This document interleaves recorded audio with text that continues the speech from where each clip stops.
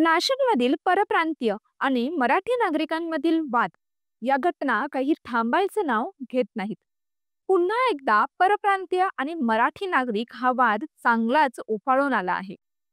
पंचवटी परिसरातील घटना ही ताजी असतानाच आता जय भवानी रोड परिसरात पुन्हा एकदा मराठी विरुद्ध परप्रांतीय वाद हा चांगलाच पेटला आहे.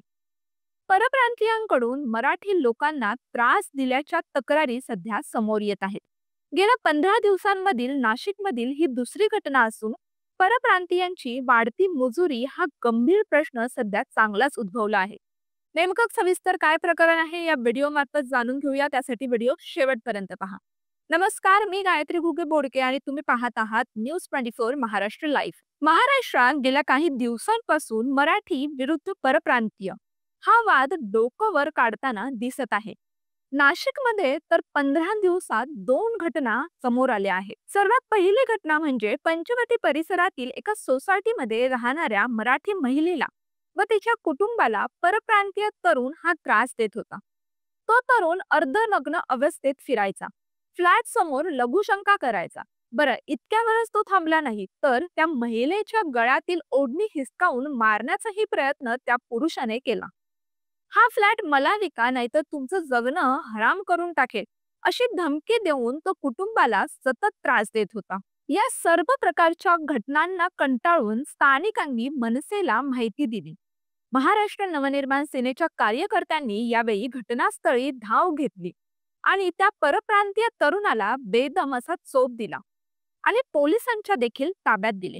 मनसेच्या या दणक्यानंतर त्या परप्रांतीयांनी मराठी नागरिकांची जाहीरपणे माफी देखील मागितली. आम्ही आता कुणाला त्रास देणार नाही असं आश्वासन देखील त्या व्यक्तीने तेव्हा दिले. ही घटना काहीशी ताजी असतानाच आता नाशिकमधील दुसरा प्रकार पुन्हा एकदा उघडकीस आला आहे. नाशिकच्या जय भवानी रोड परिसरात गाडी शिकत असलेल्या एका परप्रांतीय व्यक्तीने स्थानिक मराठी कुटुंबाच्या गाडीला धडक दिली.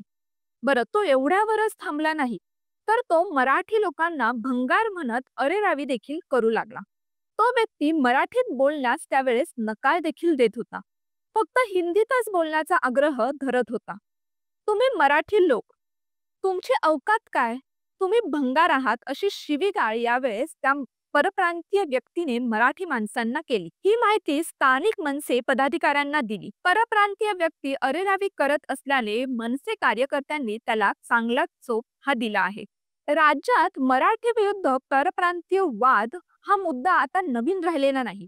मात्र नाशिक सारख्या शहरात अल्पावधी काळात 2 घटना घडल्याने नागरिकांमध्ये चांगलीच चिंता ही वाढली आहे.